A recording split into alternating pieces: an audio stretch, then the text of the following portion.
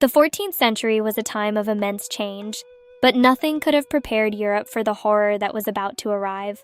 It was a plague of unprecedented proportions, known to history as the Black Death, a disaster that would reshape the world forever. The journey of this silent killer began far in the east, traveling along the ancient trade routes of the Silk Road. Hidden among the silks and spices were stowaways, rats carrying infected fleas, destined to unleash chaos upon the Mediterranean. In October 1347, 12 Genoese galleys docked at Messina. The people on the docks were met with a sight of pure nightmares. Most of the sailors were already dead, and those who survived were covered in mysterious black boils that oozed blood and pus.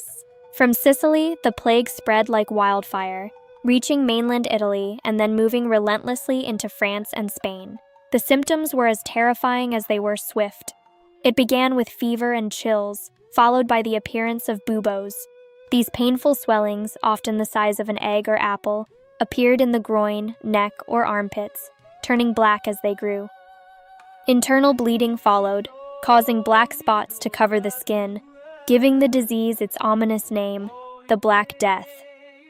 Death was nearly certain, and it came fast. Most victims died within 3 to 5 days of the first symptoms appearing. There were 3 forms: the bubonic, the septicemic infecting the blood, and the deadliest of all, the pneumonic plague.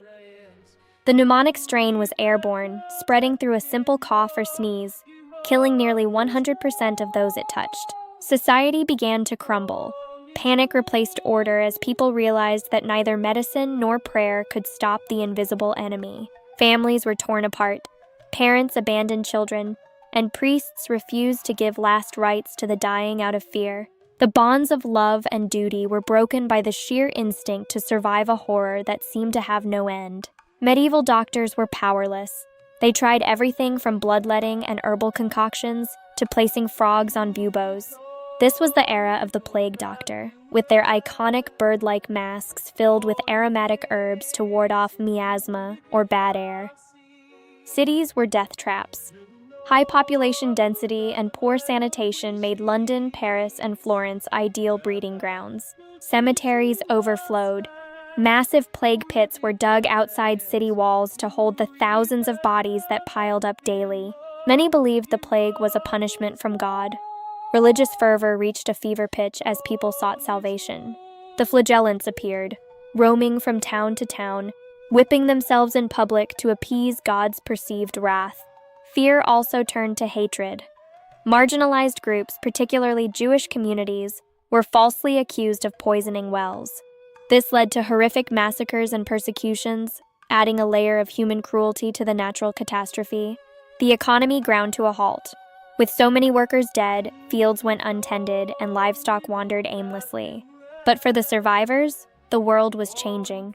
Labor was now scarce, and for the first time, peasants had bargaining power. The foundations of feudalism were cracking.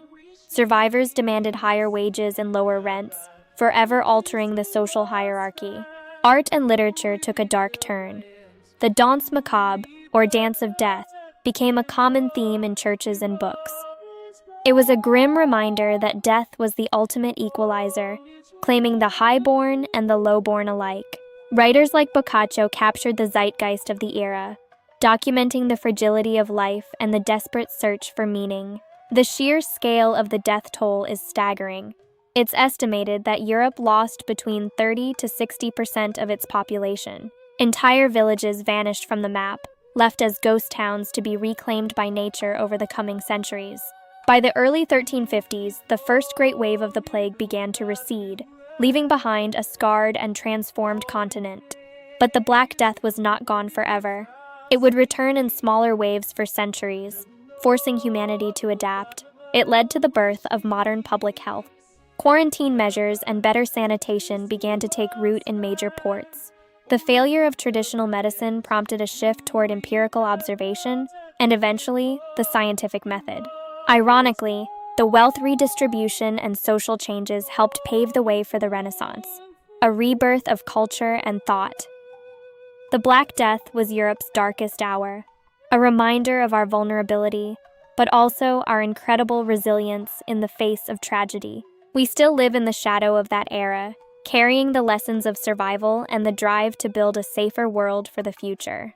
Thank you for joining us on this journey through history. Don't forget to subscribe for more tales from our past.